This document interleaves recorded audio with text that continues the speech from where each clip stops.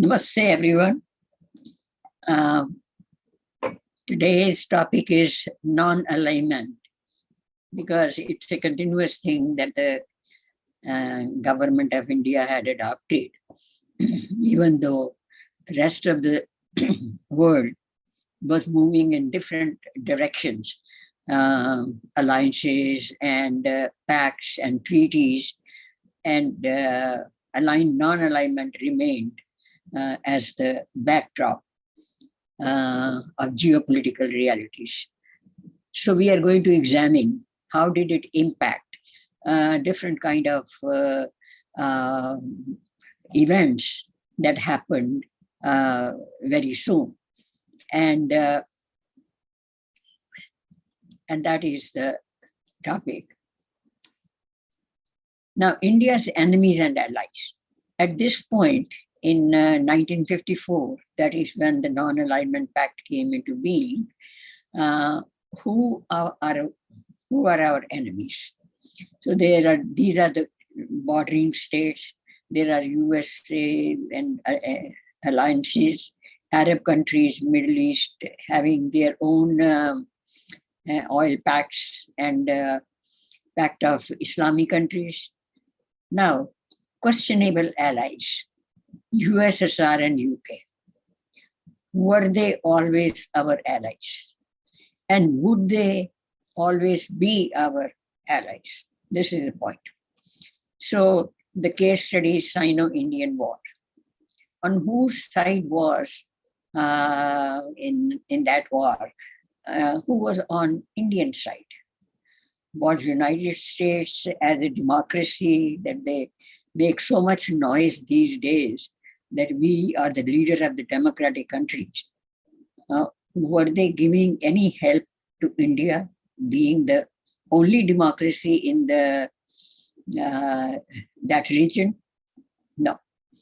And was USSR, which was having all the files open of every department in India in front of them, did they help India? No. And of course, USSR, the reason is that they are two communist countries. If China today attacks India or vice versa, Russia's position will be very awkward.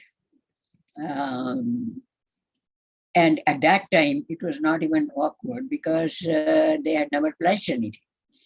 And there was not that kind of friendship. In the war of 1965, who was on our side? Again, no one was on our side. Though we depended on the advice of USSR, but they were not on our side. So they wanted the kind of hold on Pakistan's territory, and they were also having a foothold, at least they were trying, in Afghanistan. So besides these major three wars, skirmishes and across the border, those attacks continued. And this is an ongoing affair. Everybody knows and everybody ignores, and everybody takes it for, life as usual kind of thing. And once you ignore these kind of things, you see, in Punjabi, they say, you give me your pants cuff, bottom cuff, and I'll grab your leg, and then I'll grab your neck. So this is a common phrase. Once you let them, go unpunished, they will come back and they will gain some more foothold, one more square mile. And this is how the expansion occurs. And this is the reality of geopolitical scenario, not today, not yesterday, forever. Whoever is questionable ally would always be seeking advantage on whose side they are going to shift. So even right this minute, the alliances and alignments, they are changing drastically in an unimaginable way which is going to impact the entire world. And so you see, one lesson that we have to learn from all these wars is that skirmishes and cross-border attacks, they are not minor things. Attack is an attack. Okay. And in 1970 again, the war was there, of course, when USA came to rescue Pakistan, then Russia said. Now here, there was no qualms of conscience because USSR was against NATO and not in favor of Pakistan either. So somewhere, boundaries were shifting. What exactly is the meaning of enemies and allies? It means that no one is to be counted as a friend of any country forever. So taking things for granted and not examining from day to day or year to year is a mistake. One should always be keeping an eye who are clearly our enemies, will always be, and who are questionable allies. And are there any friends? Possibly they are, possibly they are not. So, 3 major wars and no lessons learned. In Nehru's dream world, there are no wars. And he was honoring fake treaties. And this is important. I have given some references. Now, China was giving fake treaties, offering. When Tibet was attacked, China said, no, it was historically our part, and under such and such dynasty, Tibet was in China, when it was not. And before this 1949 revolution, China had not one single authority controlling the entire area. They were all divided into warlords.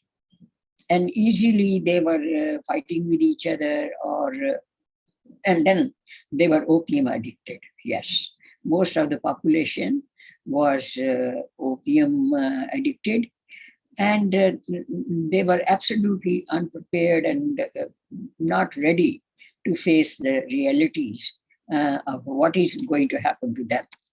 So, and when they produced the treaties, like Tibet is ours, and then Mansarovar is ours. It was a historic treaty with Kashmir, or Kashmir, this part is ours because we had the treaty with King of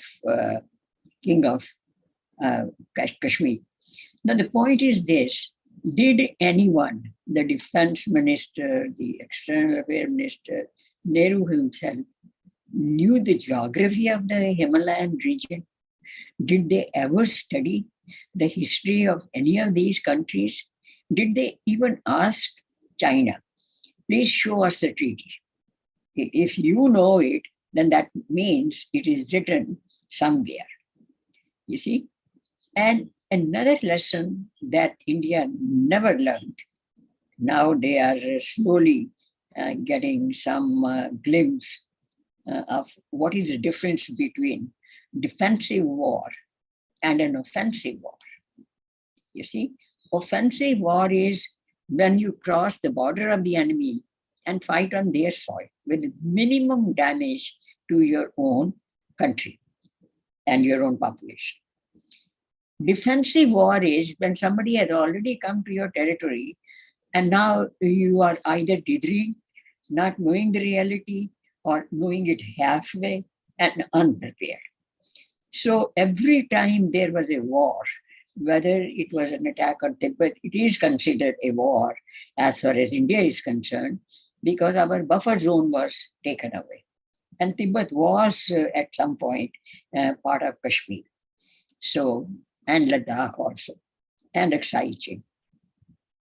And the British had the rest of Himalayan region, so which was McMahon Line, they called it. And that was a treaty worth keeping in front of you all the time. That where is that McMahon Line, And why are the incursions allowed inside that line in India? So the point is that right from the top to the bottom, every person in India either is looking for the welfare of their communities, their own community or religious community, communal interests, or they are simply not, they don't care.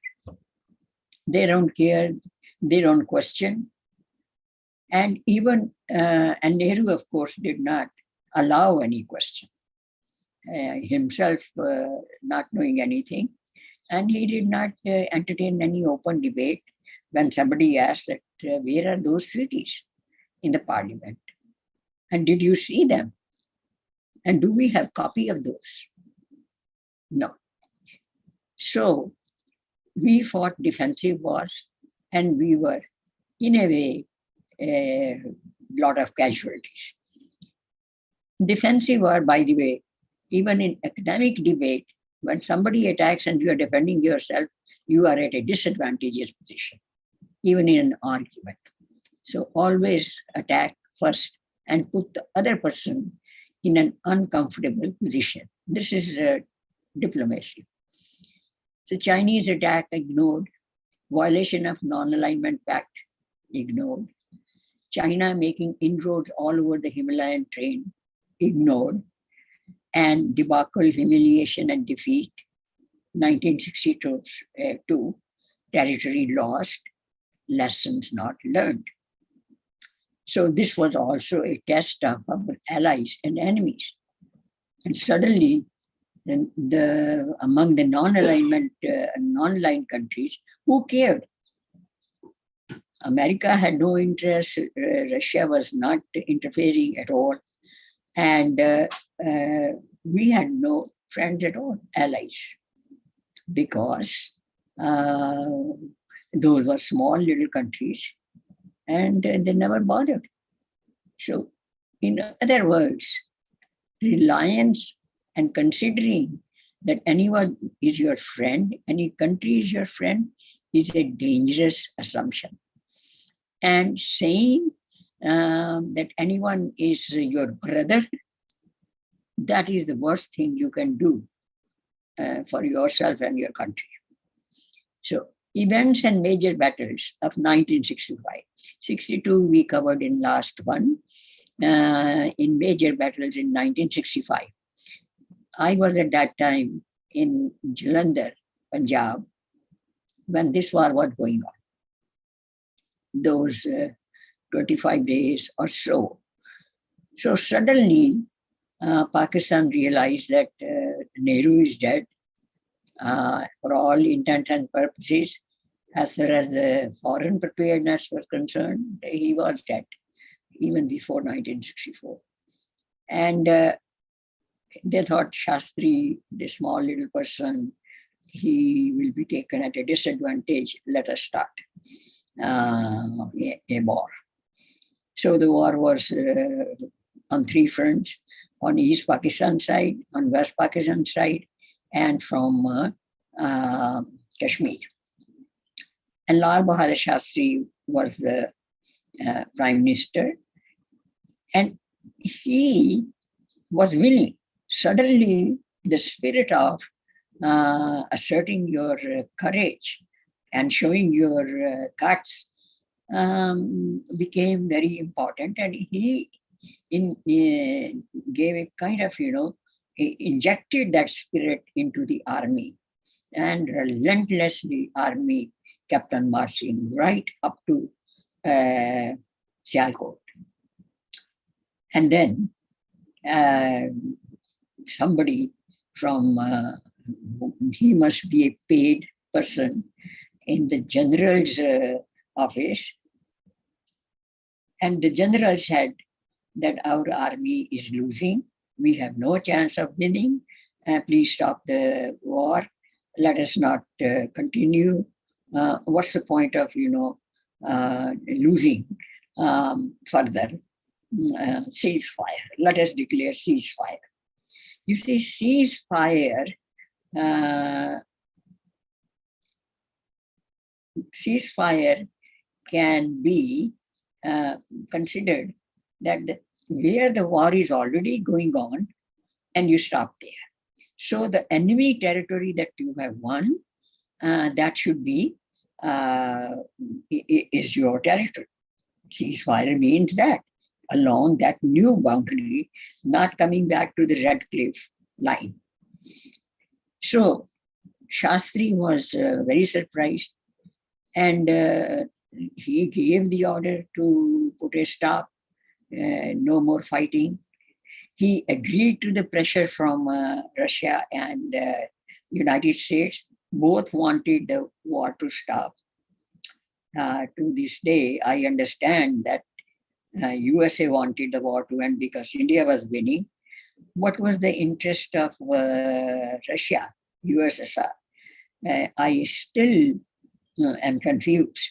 I'm figuring out why did they put pressure. So India agreed under the international pressure and some alarming news, probably, all made up because India was winning. They crossed the Ichhogal river and they kept going on and on. At one point, they say that the president at that time, he was also the general, Ayub, his jeep, when it was surrounded, they left the jeep and ran away. Now, how does anyone consider, and when you are winning, to stop the war? So this is where the problem occurs. And that problem has not vanished. In spite of the ground we have gained in preparedness and building up the defenses and scientific equipment and matching, you see, preparedness vis-a-vis our border neighbors, enemies, all of them. We still don't have the guts to strike the iron when it is hot. So every winter goes away, and we are thinking that now is the time for India to take that POK. And especially POK is ready, and China is retreating, cutting their losses. But this lesson we still have not learned. Year after year after year, we are ready to get POK. Then why don't you? You see? Declaring your intention is the least that is desirable in diplomacy. You give a surprise. If you are going to attack, then do it. Why are you telling everybody that, hey, we are ready? You are not ready unless you attack. And you should not say that either. So this is confusing for the public, and the leadership loses part of its popularity because of that. So who were the friends and who were the foes? It became clear during the War of 1965. The test of neutrality was absolutely a useless thing. Everybody, neutral means nobody is helping you.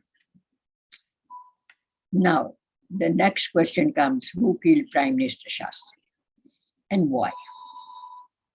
What happened was that somehow the Russia pressured Shastri that the peace treaty should be negotiated in Tashkent, which was at that time under USSR.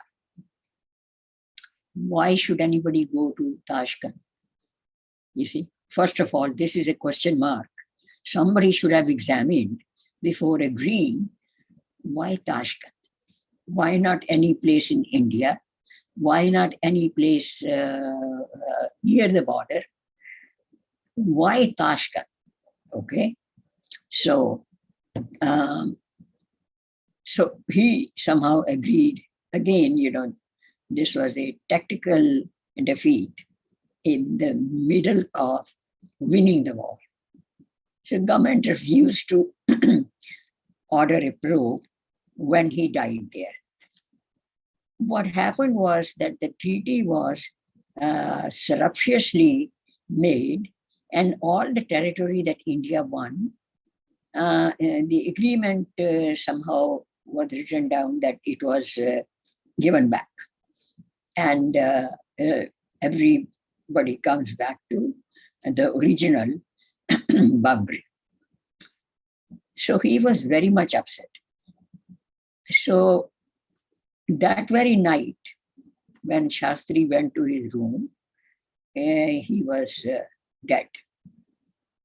In that room, nobody was present. There was no call bell. There was no telephone. And there was no doctor around. And the food that day was prepared by a cook, other than his family cook that traveled with him. He was a very strict vegetarian. So when the body came, the nation was shocked. There were blue marks all over, which meant that he was poisoned.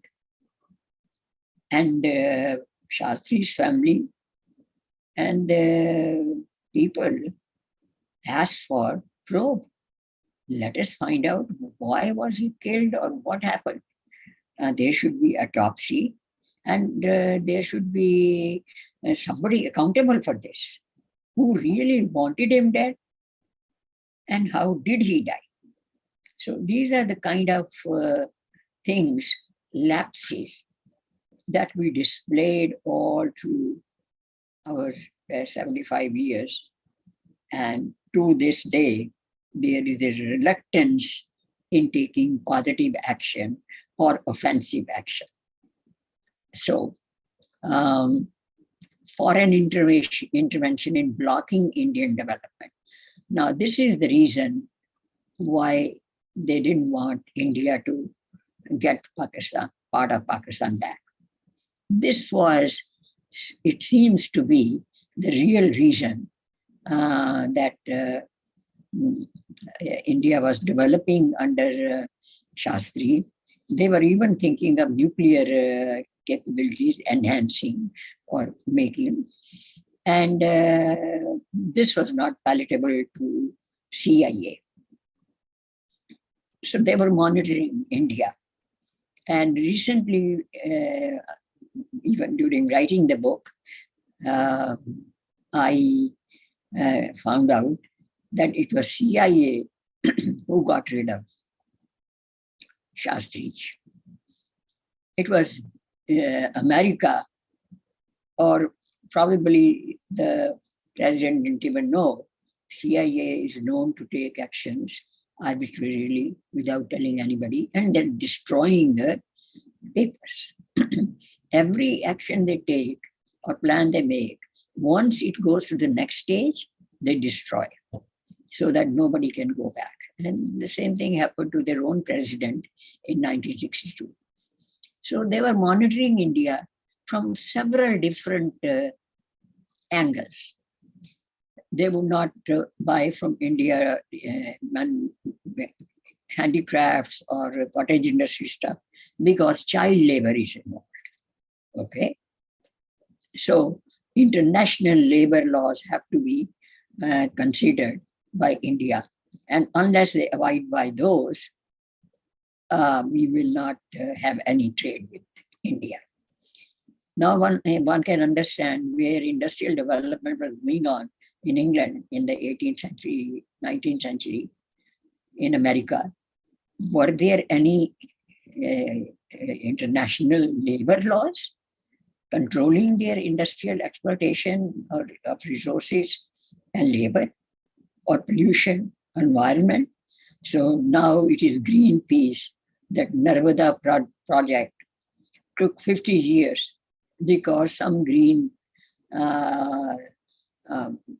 peace group started objecting to the Narmada project, and it got delayed. So on the name of pollution, on the name of environment, it was like rampant. And mafia-style protests to block the projects, especially in the south, in Karnataka, and now in Maharashtra also. This kind of protest, they are still going on. Any law they make, somebody will find an excuse, send it to some different dissenting group or a traitor in India, and it will become an issue.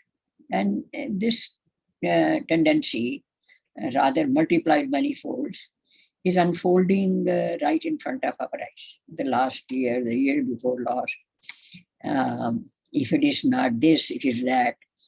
So, and the second thing they were doing, they were killing the scientist. So, who was a scientist who was killed? It just left my mind. And nobody expected, it was considered an accident in the Alps. Actually, it was 13 scientists were killed, and they did not bother to inquire. No culprits were found, no suspects, and again, life goes on. So this is a lackadaisical attitude of the government of India. Again, I have written somewhere the Punjabi or Urdu phrase. It says in Urdu, Majlis-e na-maqool na di. What does it mean? It means that the most incompetent and incapable and ignorant people, na-maqool, incompetent, they have all gathered to manage the country, who cannot even manage their own, probably their own household. So there were some successes in the economic field. When Indira Gandhi took over, she made nationalization and disregarding that public sector is already ailing. Nobody is performing well in the public sector. And on top of that, you are doing nationalization of 14 banks. So you are spreading corruption, and nobody can touch the employees, and nobody can bring any change. Nobody can control or enforce the punctuality or the timeline for the finishing the projects, because this became the government control. Anything where government comes, there's no control, because it is not their money they are spending, and they are reckless. And since they depend on the unions as a mass vote bank, the government is unable to take action either. You see, about a decade back or so, more than that, in UP, there was a utility company that was going to be public, private, because it was losing money and electric supply was not enough. And guess what happened? At Lucknow, the electricity was off. For 10 days, part of UP they had no electricity. So this is the role when the government takes control. Who is responsible? Government is an entity, and everybody can pass on the buck to the other person. At the same time, she realized that Hindus will not be permanent voters unless they are secular. So why not make sure that Muslims as a vote bank is secure and in favor of Congress? To this day, they are loyal to them. So appeasement of minorities. It was this commission, that commission. Even when the Muslims did not ask for any special concession, the government on its own gave it, just to keep them, pleasing them. So, and this was called secularism. So reservation, the expansion of reservation and extending the time for which it is being provided. They were all, you see, um, sidelined on the name of secularism. So secularism became a sword to cut the Hindus uh, in multiple parts, keep stabbing them till they are discouraged to raise their voice. So now the questions of defense and war preparedness, that is the government was instituted, say 10,000 years back, 15,000 years back, for two purposes. One is to protect the boundaries of the country. For that, defenses and war preparedness are crucial. The second thing is to ensure that there's no lawlessness. And the internal law maintenance of law agencies, they are continuously vigilant and watchful. If they are corrupt, then the government is just run as anarchy by the mafia groups. And during Indira Gandhi's time, the unions, the students' union came into limelight also. And Congress started its own youth wing. Who are the youth wing? These are the hoodlums, young people who are aspiring to be politicians of the future and who are at beck and call to create nuisance as far as law and order is concerned. Burn the buses, burn the railway wagons, destroy this, destroy that, create mayhem and anarchy. And this was encouraged at the government level. So if the field eats the hedge eats the field, then who is going to protect the field? The government itself become bhasmasur, that it will touch anybody's head and reduce it to ashes. Then who is going to be helping the people that you swore to represent? So, and at the same time, the Russian intervention was so prevalent that every single file was altered in favor of communists. They asked the government to recognize Communist Party as national party. It was just a West Bengal party, some labor unions party. It became now a national party. That was Russian intervention. And then they bought, not only Indira Gandhi was very corrupt and accepted suitcases of cash. And at one point, a Russian go in between jokingly said that Indira Gandhi got the cash, but she never even returned the suitcase. She even kept the suitcase. So that is the kind of Russian intervention was there. And so they altered, with the help of the education ministers, they altered the entire curriculum. And that is when the textbooks were nationalized. Many private booksellers and book publishers, they were bankrupt because suddenly the government decided what to print and what to teach.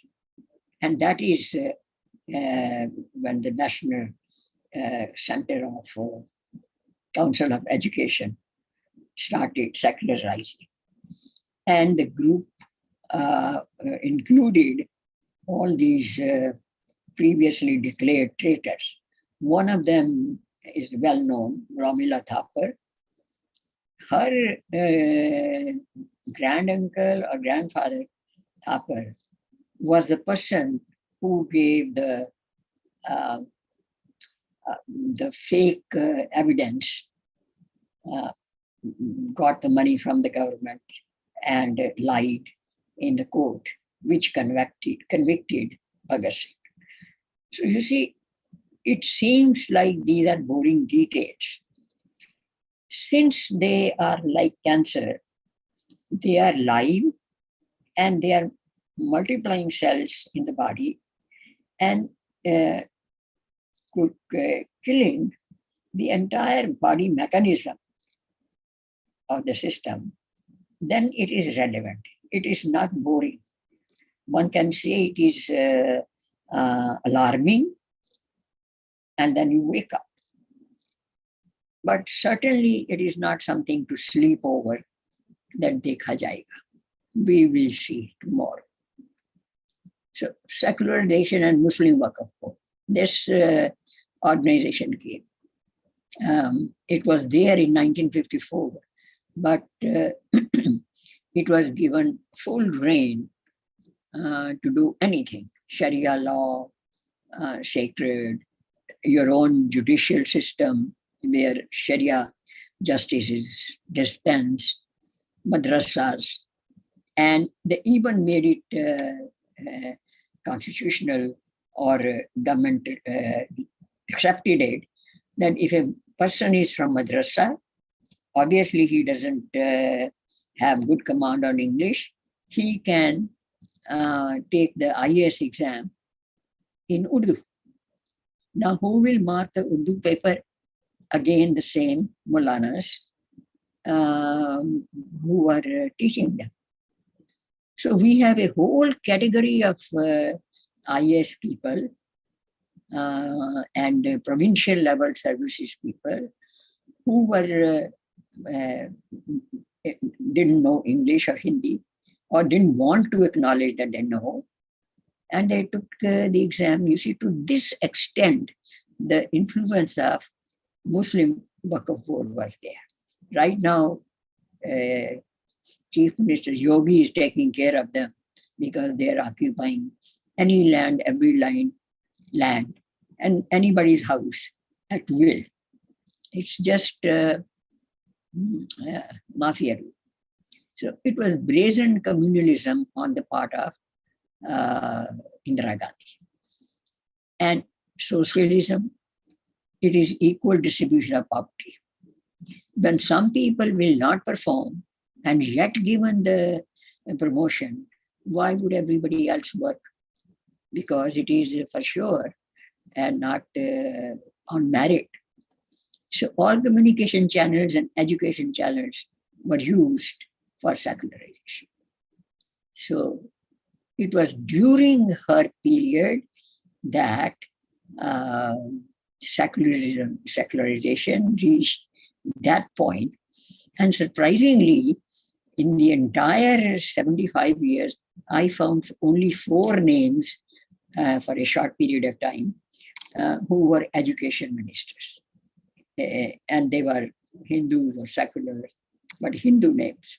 All others, 9 of them, they were Muslims. Why should India's minority person be the education minister forever? You see, Narul Hassan and this and that, Maulana Azad, who was a madrasa chap person with no qualification. So what was happening then? Sociological interpretation of history took place, and new territorial and subaltern identities were created. Subaltern means that there is this caste and then there are tribal among them and they need reservation. And these are called subaltern. Under the major tribe, there are sub-tribes and they are recognized. If they are recognized as minority, then obviously you are extending the benefit to them. So these society is being fractured into 1,000 different parts. Actually, they say there are 36,000 recognized subaltern identities created during the last 70 years. How will you control?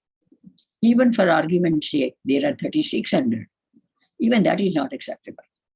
You see, how did they become so many? So So pamphlet was circulated how to be secular. And historical questionnaire was description was prepared how to interpret and read history. This was challenged by S.R. Goel. He was an eminent historian and writer, very independent person. And he wrote to Ramila Thapar a 10-page answer to all her points. And Ramila Thapar or any of the government participant did not answer any of the question. It was ignored, most likely torn. So pamphlets were circulated like that. Now comes 1971. By chance, every time there is a war, I'm posted there. In 1965, Jalandhar was there. Anytime Adhampur was the Air Force base, which was about 8 miles from Jalandhar. So anytime, the war siren was there, before that, the plane was already in our territory. You see, 7 miles is nothing. And so in 1971, when the East Pakistan was having a liberation war against West Pakistan, I was posted in Calcutta. And the place where all the refugees were coming from East Pakistan, being persecuted by Pakistani army, West Pakistani army. So Bangladeshis, Muslims and Hindus, everybody was migrated with horrifying stories. Many of them are written by the British journalist. And I used to get the scoop from my household staff. They lived in the neighborhood of those camps. So that is how I got my information, what was going on. It was generally not talked about. It did not appear in the media, but strife was going on. And surprisingly, after some time, the Bengalis themselves, even though they were fighting with the West Pakistani Muslims army, how did they start killing Hindus? This part I'm still not understanding, that every time they have a grievance, Muslims have a grievance, Hindus come as targets. What have they to do with whether Bangladesh has rights or not, or Bengali is recognized by Pakistan or not? You see, it is not Hindus' fault. Then General Yahya Khan and Nixon, they made a plan. Nixon said that I'll help you waging war against East Pakistan, and you help me in negotiating trade with China. Now, this is how crucial this thing was. And this was a secret deal between Nixon and Yahya. And all the atrocities which Nixon and Kissinger knew, they were sidelined. So, liberation of East Pakistan happened because the dissenting leader, he was appealing to India to help. So at first, India helped with humanitarian aid, but it became absolutely essential to stop the migration from East Pakistan. So this was the reason why India jumped into East Pakistan and became victorious. And Pakistan gave up their, a new government was founded under the Mukti Wani. That was the name of guerrilla guerrilla forces raised by Bangladesh. Pakistan supported and weaponized by USA to the full extent. You see, some of the details are very lengthy. For example, even in 1965, the Patton tank that was India found out how to disable it, destroy the underneath chain. They were given by USA. It had marking. And the napalm bombs, which were used in 1965, they were given by USA. And every time there was a ceasefire declared, Pakistan still continued the war. You see, this is where we have not yet learned as Indians to understand the geopolitical realities. What is going on, where it is happening. And when people tell me that, we are not interested in history. Yeah, I hated history. When history was taught like, Babur this and Babur that, I hated it. And, but now in the light of administrative experience and diplomacy and administration and political science, now I understand why history is important. If you do not know what happened to you, where did things go wrong, then you don't know how to tackle it in future. Okay. So then neutral India caught in the Cold War. This is a topic by itself, but I should stop here. I think, what is the time now? If it is 12 o'clock and people have questions, I don't have it. Yeah. Yeah, please go ahead and ask questions if you have any. Yeah, because... Yes, Namaste, this is Naresh. Yeah, Naresh, I have one question. 1 second.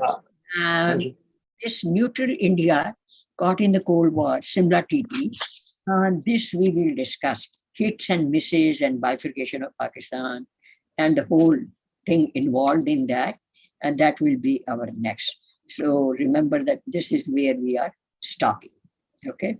Indira Gandhi is still alive and Khalistan is still not made, or the voice has not come back.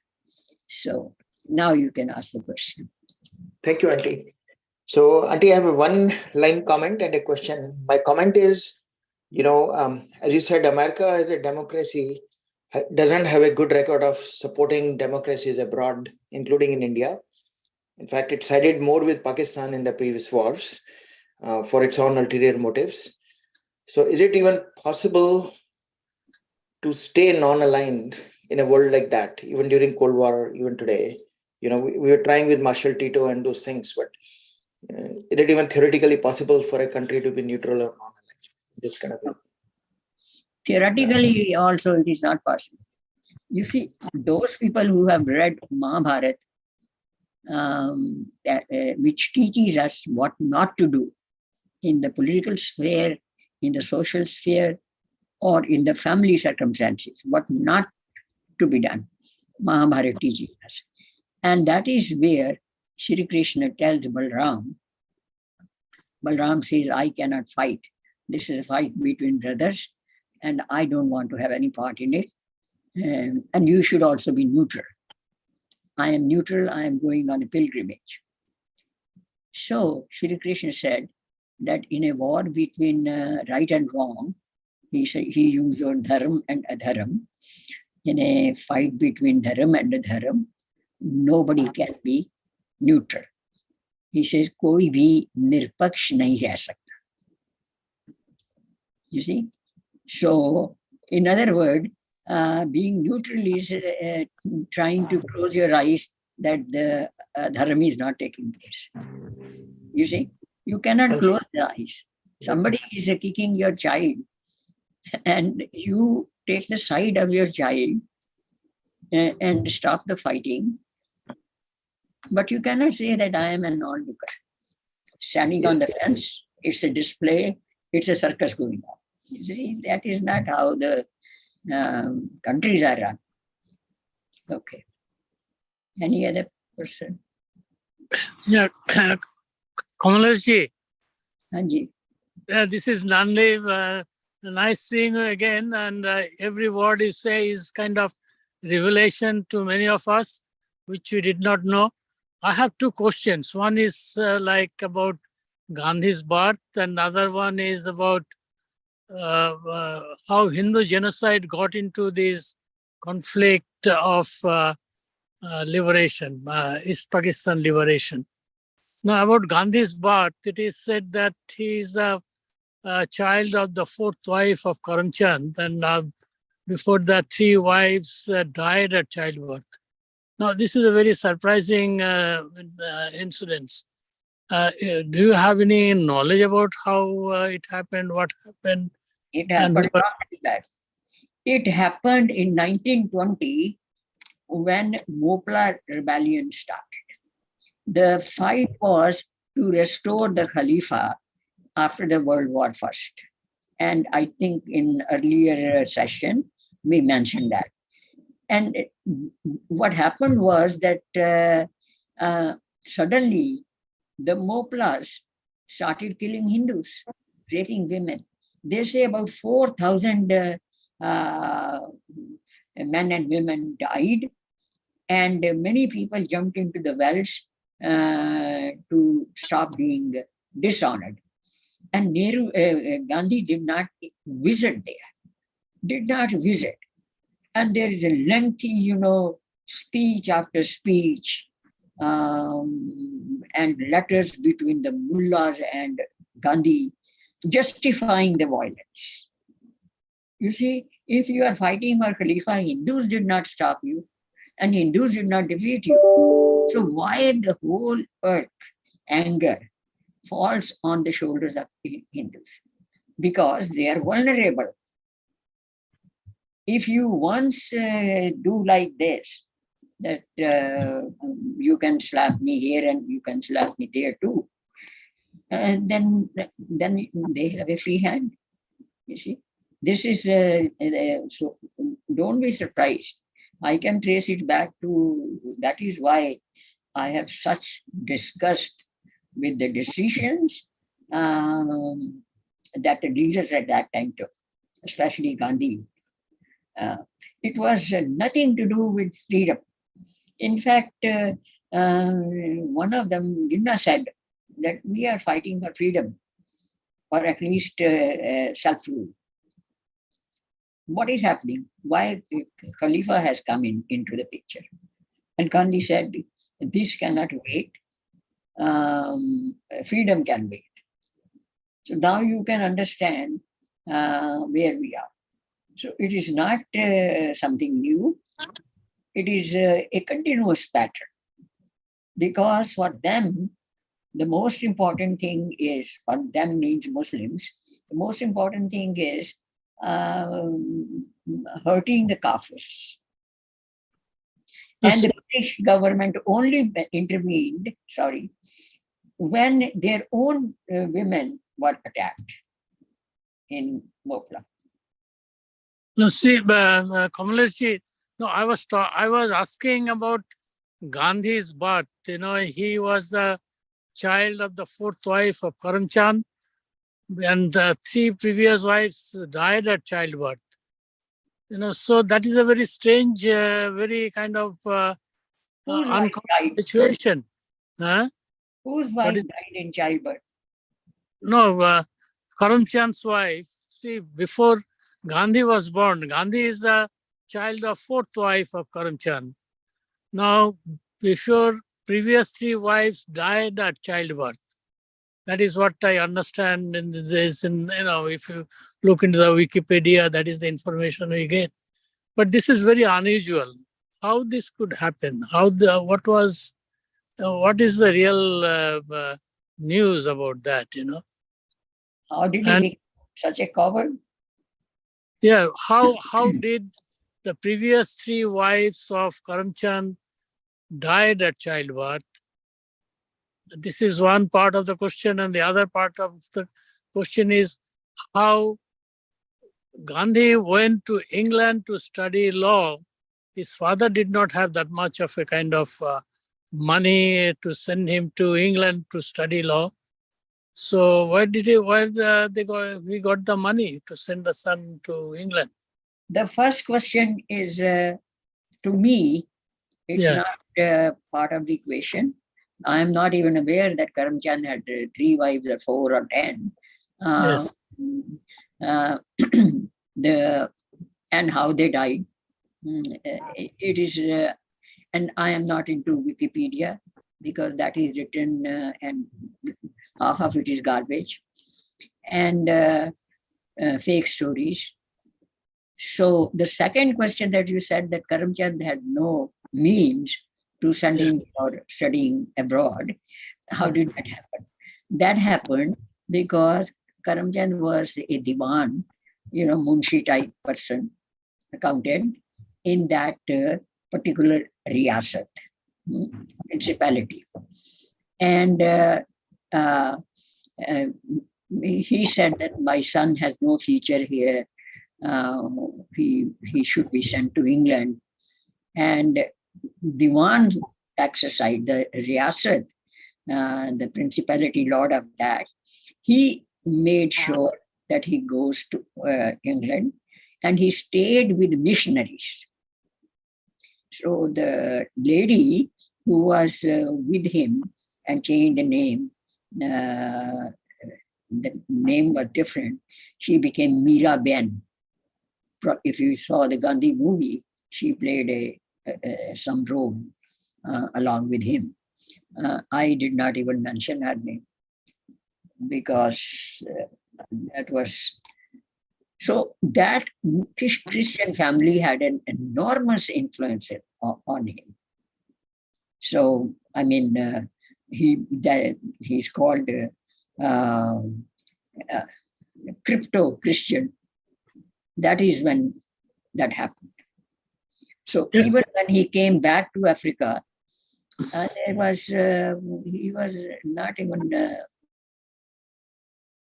much of a Hindu, not knowing much about anything. And in Africa, he was beaten by the Pathans almost to pulp. That is why he became Muslim appeaser. He was... Okay, yeah. Go ahead. No, so when he was in England, what was his association like besides being in the care of some missionary? Because he is very much kind of, conviction to support the Muslims. How that kind of love for the Muslims came into his mind, forgetting about, even though he says I'm a Hindu and all this, how could that kind of mental thinking could take place, could take root in his mind? That is a big surprise, I don't know, you have any kind of... You missed the earlier sessions in which when we were talking about 1920s and early years before Gandhi's arrival, his background, I mentioned that 2 things happened. And these are separate kind of events, incidents. It happened that he lived with the missionaries, and the missionary influence was very much noticeable. And he started, saying Christian prayers, and he made his children learn the Christian prayers, the whole lot. I did not dwell too much on that, but I am aware of that. And then he was in Africa. He said something against the Muslims. And at night, when Kasturba was not there, he got the thrashing of his life. So that is what made him. He barely survived These two things influence his outlook. But the prime force in his entire miserable life was how to remain Mahatma for the entire country, father of the nation for Muslims as well as Hindus, and how to remain the leader in Congress party. So the entire thing, communal awards and communal participation in provincial elections in the 30s, all of those are aftermath of that, retaining his leadership. Savarkar has to go, Ambedkar has to be silenced, Madan Mohan Malviya has to be kicked out, Netaji Subhash Chandra has to be gotten rid of.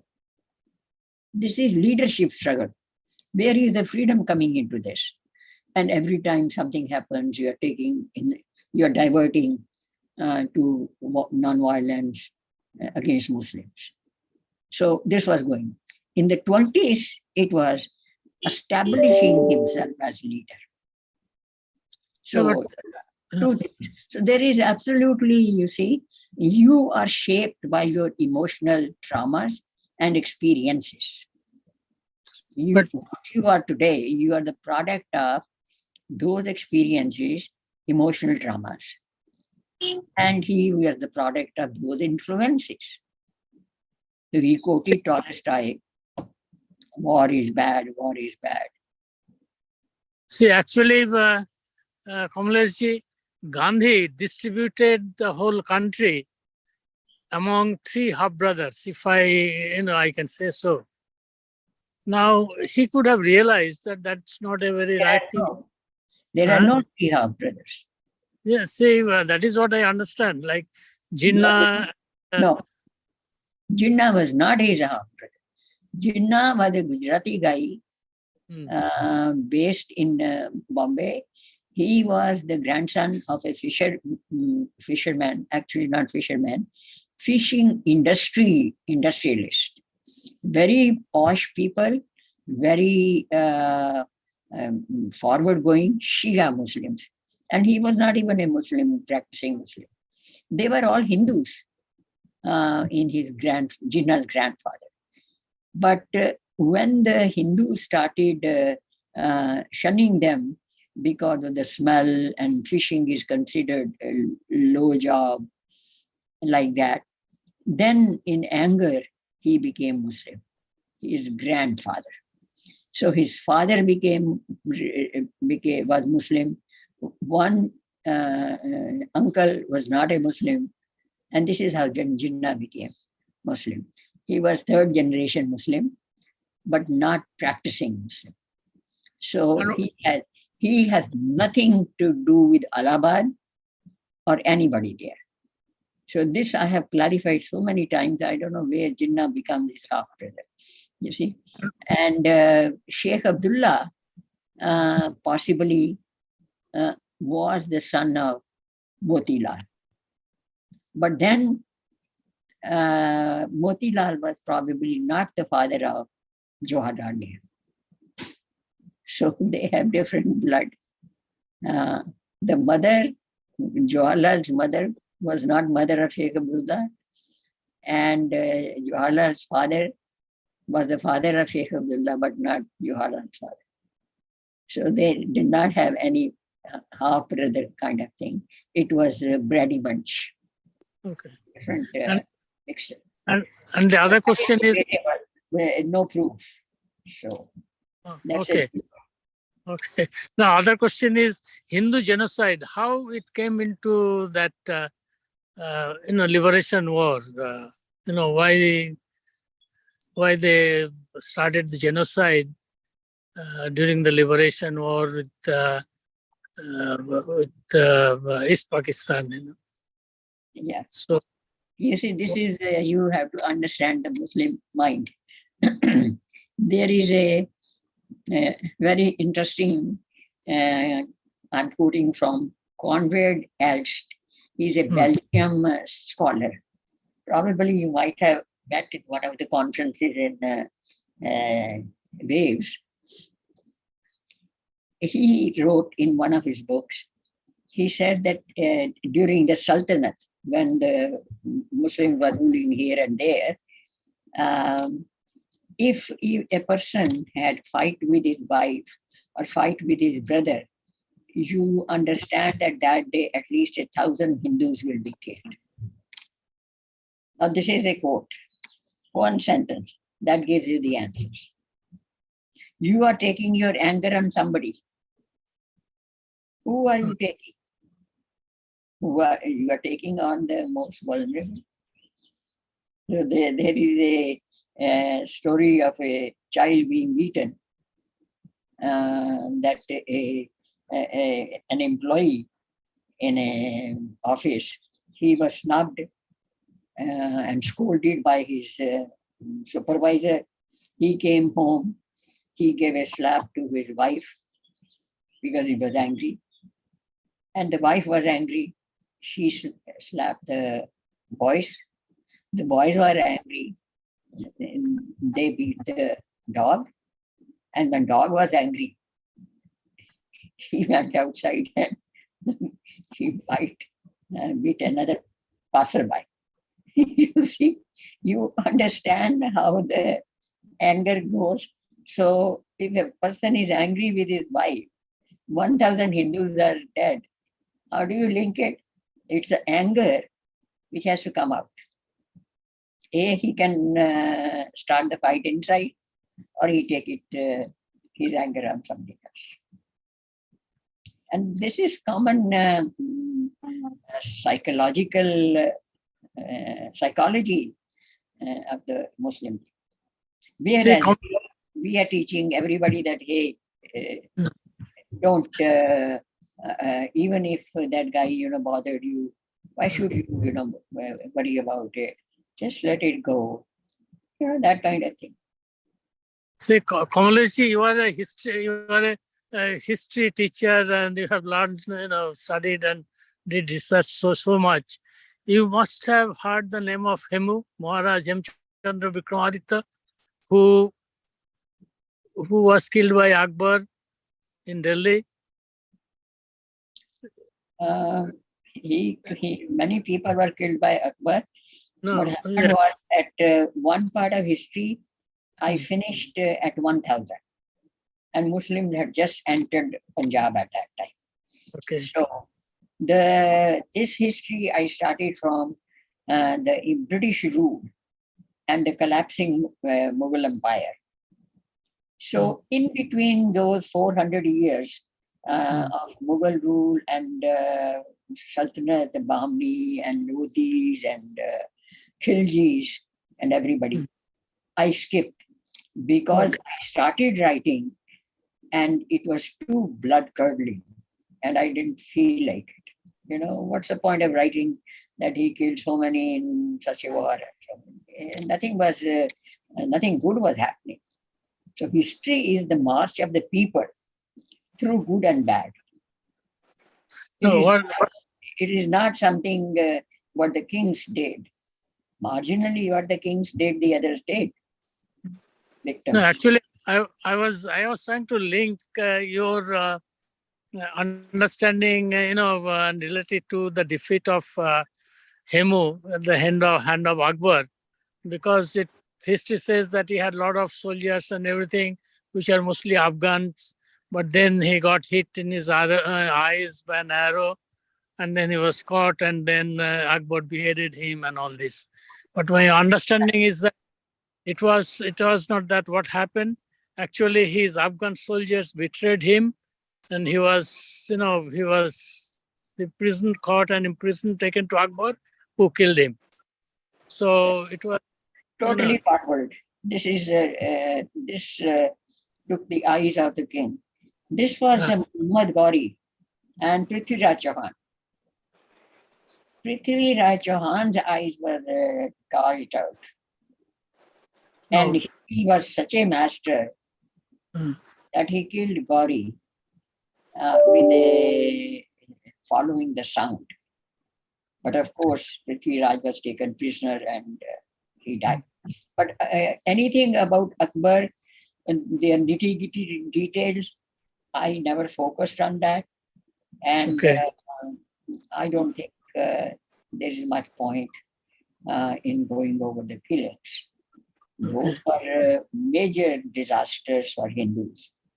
And you see, might is right. For Muslims, might is right. If you can kill, you kill. Okay.